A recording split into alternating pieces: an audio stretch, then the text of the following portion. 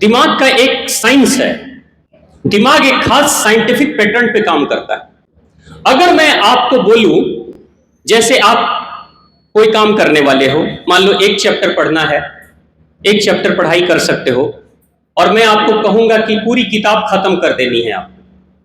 मैंने ये नहीं कहा कितने दिनों में खत्म करनी, पूरी किताब खत्म कर देनी है। तो दिमाग एक काम करता है, जैसे ही दिमाग के पास बड़ा सा टास्क मिलता है, दिमाग को कठिनाई जैसे ही महसूस होती है, दिमाग कहता है छोड़ो, जाओ, ये करेंगे नहीं। वहीं से टाल मटोल शुरू हो जाती है। जापान में एक खास नियम चलता है। जापान के लोगों के सफलता के पीछे ये नियम बहुत अच्छे तरीके से इस नियम ने काम किया। उनका नियम क्या है? अगर 10 मंजिली इमारत के ऊपर किसी को चढ़ाना है तो कभी नहीं बोलेंगे कि 10 मंजिल पे चढ़ना है ना। बच्चे को कहेंगे बेटा अगले वाले मंजिल पे चले जाओ, इसके ऊपर वाले पे चले जाओ। उसको लगेगा अच्छा यहीं तो जाना है, 10 सीढ़ी चढ़नी है, 20 सीढ़ी चढ़नी है, चलो चले जाएंगे। और फिर वहां जाने के बाद इंसान कहेगा बस बेटा एक अगले वाले पे चढ़ जाओ। थोड़ी देर के बाद अगले वाले पे चढ़ जाओ, फिर वो 20 सीढ़ी और चढ़ जाएगा बच्चा। फिर उसके बाद फिर कहेंगे अच्छा इसके बाद वाला बस 1 मंजिल और चढ़ जाओ।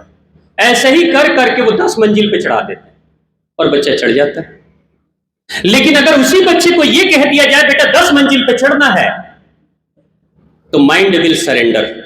माइंड जो है ना काम करना बंद कर देता है, बोला ना ये कठिन काम, ये नहीं होगा मुझसे। क्योंकि 10 को कह दिया ना आपने 10 कहा, दिमाग ने कहा बस ये मुझसे नहीं होगा। और वहीं से टाल मटोल, आलस कहां से आता है? लोग कहते हैं कुछ काम करने का मन नहीं करता। जरूर आपने कोई बहुत बड़ा टास्क ले लिया जो आपके दिमाग को लगता है ये बहुत कठिन है, ये नहीं हो सकता। बस दिमाग क्या करेगा, नहीं काम करने के बहाने ढूंढने लगेगा, और फिर वैसा व्यक्ति कई बहाने लेकर आएगा कि नहीं मेरे पास ये सामर्थ्य नहीं है, ये समय नहीं है, ये संसाधन नहीं, मैं तो ये नहीं कर सकता। यानी दिमाग ही इंसान के शरीर को न काम करने के लिए तैयार करता है। उसी को दुनिया के लोग आलस कहते हैं। होता है कि नहीं आपके साथ ऐसा? कोई बड़ा टास्क आप ले लो, नहीं होगा। तो जापानीज जो सिद्धांतवादी वो क्या कहते हैं, जीवन में कभी भी अपने दिमाग को बड़ा टास्क दो ही नहीं, देना ही नहीं, छोटा दो। छोटा काम कोई भी कर लेगा। कई बार ऐसा होता है आपके पास 10 काम है। माताएं आपके साथ भी कई बार होता होगा, जो छात्र हैं उनके साथ भी होता होगा, शिक्षकों के साथ भी, कि 10 काम करने हैं आपको। या मैडम आपके साथ भी, डायरेक्टर साहब के साथ भी ऐसा होगा, 10-10 फाइल पड़ी हुई है। देख के ही लगता है भाई ये बड़ा मुश्किल है, इतना सारा काम पेंडिंग, कैसे होगा? छोड़ो जाने दो, चलो चाय कॉफी पीते हैं, थोड़ा आराम करते हैं, छोड़ो ये बेकार है, नहीं होगा। होता है कि नहीं ऐसा? लेकिन उन 10 में से, अब इन 10 को करना तो है, आप ही को करना है। आज करो चाहे कल करो, करना तो आप ही को है। घर में माताएं हैं, अगर आपके घर में गेस्ट आ गए और सीधा दिखाई दिए 10 आदमी का खाना बनाना है, फिर क्या होगा? दिमाग क्या कहेगा? ना बाबा ये हमरा से ना हुई, ये बड़ा मुश्किल बात। लेकिन अब आपको क्या करना है? आप बच्चे हैं, 10 सब्जेक्ट हैं, पढ़ना है, समय कम है। अभी कुछ दिन पहले की बात है, एक राजस्थान की बहन, इंटरमीडिएट का एग्जाम अभी हुआ था ना, तो वो मुझे करीब नवंबर में उसने फोन किया कि स्वामी जी फरवरी मार्च में एग्जाम है और मेरे कोर्स, मेरे सिलेबस पूरे ही नहीं हुए, मैं तो फेल हो जाऊंगी। और वो फोन करके रोने लगी बेचारी, इंटरमीडिएट की छात्रा रोने लगी कि हम तो नहीं पास होंगे। अब देखिए, उसको फेल होने का डर नहीं सता रहा था, लोगों के हंसने का डर सता रहा था कि फेल होने के बाद लोग क्या कहेंगे, लोग मुझ पे कितना हंसेंगे। उसने कहा मेरा सिलेबस पूरा नहीं हुआ है, फेल तो मुझे होना है। मैंने कहा बेटा ऐसा करो कि आप सिर्फ कल एक ही चैप्टर को रिवाइज करना, ज्यादा मत करना, एक ही चैप्टर को। तो नहीं बहुत सारा है, समय बहुत कम है। हमने कोई बात नहीं, आप कल मुझे एक चैप्टर रिवाइज कर लेना, तो बस मैसेज व्हाट्सएप पे कर देना कि स्वामी जी हो गया, इतना ही। तो एक चैप्टर रिवाइज करने से मैं परीक्षा कैसे पास हो जाऊंगी? मैंने कहा करो तो पहले, करके तो देखो। तो फिर दूसरे दिन करके वो देखी, मैसेज की, और फिर उसके मन में डाउट था स्वामी जी हम पास नहीं होंगे क्योंकि 2 महीने के बाद एग्जाम है। मैंने कहा बेटा फिर से करो दूसरा चैप्टर, रिवाइज करो, रटो मत, जो पढ़ी हुई है सिर्फ उसी को रिवाइज करो। ऐसा करके लगभग एक हफ्ते तक बार बार कॉल करती थी, फोन पे शिकायत करती थी, रोती भी थी। वो कहती हम पास हो जाएंगे, आपको लगता है? मैंने कहा बिल्कुल तुम पास हो जाओगे। कैसे पास होंगे? हमने पास होगी, मैं भविष्य देख रहा हूं कि तुम पास होगी। कैसे, कितना परसेंट आएगा? मैंने कहा 80% आएगा तुम्हारा। क्या बात कर रहे हैं, 80% कैसे आएगा? मैंने कहा आएगा। सच में?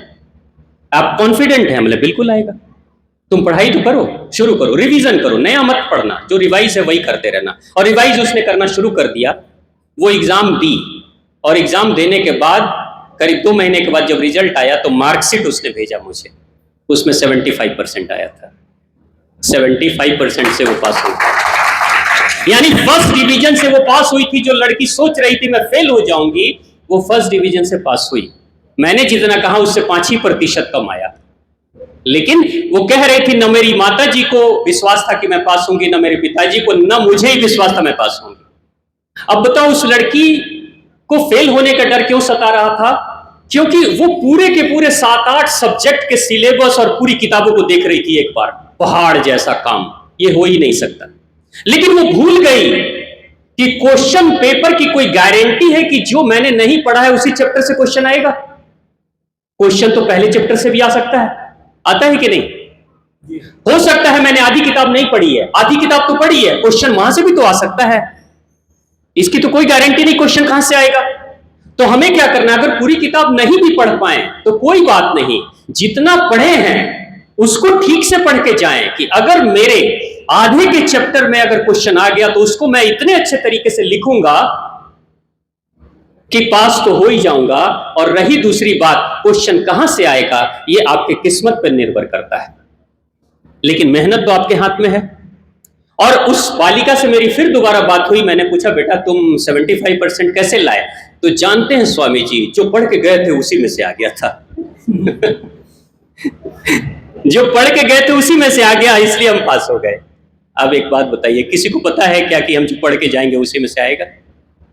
लेकिन अगर वो बच्ची वो एग्जाम देना ही नहीं चाहती थी, वो बोली कि हम एग्जाम ही में नहीं बैठेंगे क्योंकि समाज को कहना आसान हो जाएगा, परीक्षा ही नहीं दी है तो फेल कैसे होंगे। लेकिन अगर वो एग्जाम में नहीं बैठी होती तो 100% गारंटी थी कि फेल तो होना ही था, है नहीं? लेकिन बैठ गई तो पास हो गई, लॉटरी लग गई और पास भी हो गई। तो जिंदगी में हमेशा, आप सभी छात्र बैठे हैं, शिक्षक भी बैठे हैं, आप भी परेशान मत होना। अगर पहाड़ जैसा काम दिखाई देता है ना, छोटा काम पकड़ो आप, छोटा काम। जैसे 10 काम है, कठिन काम है, तो उन 10 कामों में से आप क्या करोगे? उन 10 में से ये देखो कि सबसे आसान काम कौन सा है। उन 10 में सबसे आसान काम, जैसे खाना बनाना है माताएं आपको, दाल चावल रोटी सब्जी पूरी जो भी बनाना है, पनीर वगैरह खीर बनाना है, ये 10 काम आपके पास पड़ा हुआ है। आप क्या करोगे? सबसे आसान काम क्या है? सलाद काटना, काट के निपटाओ, काटो, प्लेट में सजाओ, उधर रखो। यानी कि अब आपके पास काम कितने हैं? अब कितने काम है? 9। एक काम घटाना। अब उसके बाद दूसरा काम, आसान वाला काम कौन सा है? दाल बनानी है। दाल बनाने में कितनी मेहनत करनी पड़ती है? दाल को धो के डाला, नमक तेल डाला, कुकर में पकाना है तो कुकर में पकाया, या पतीले में पकाना है तो पतीले में बस रख दिया। चूल्हा जो जल रहा है वो पकाते रहेगा, उसमें आपको मेहनत तो करनी नहीं है। तो दाल पका लिया आपने तो कितना काम बचा? 8 काम। उसके बाद चावल भी पकानी है, चावल में कितनी मेहनत करनी है? भाई रखो, चावल तो मैं भी बना लेता हूं बहुत आसानी से। रखना है, मेरा एक नियम है कि कुकर में पकाना है तो 1 सीटी मारेगा, बस खत्म, चावल पक गया। चलो ये हटाया, 7 काम। सबसे कठिन काम जो है ना वो लास्ट में करना, रोटी बनानी, वो सबसे कठिन वाली काम, उसको लास्ट में करो। तो आपके पास जब आपके दिमाग में होगा कि 3 बीत चुके हैं, 3 काम हो गए, अब तो 7 ही करना है ना, तो जैसे ही वो टेंशन 10 पे टेंशन फिक्स था, वो घट के अब 7 पे आ गया है।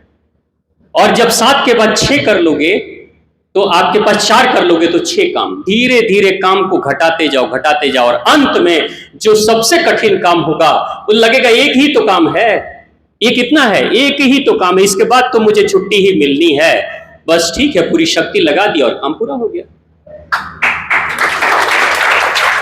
ये नियम सब पे काम करता है, ऑफिस वालों पे भी करता है, घर वालों पे भी करता है, पढ़ाई वाले बच्चे भी हैं। कभी मत सोचना कि कैसे पूरा होगा,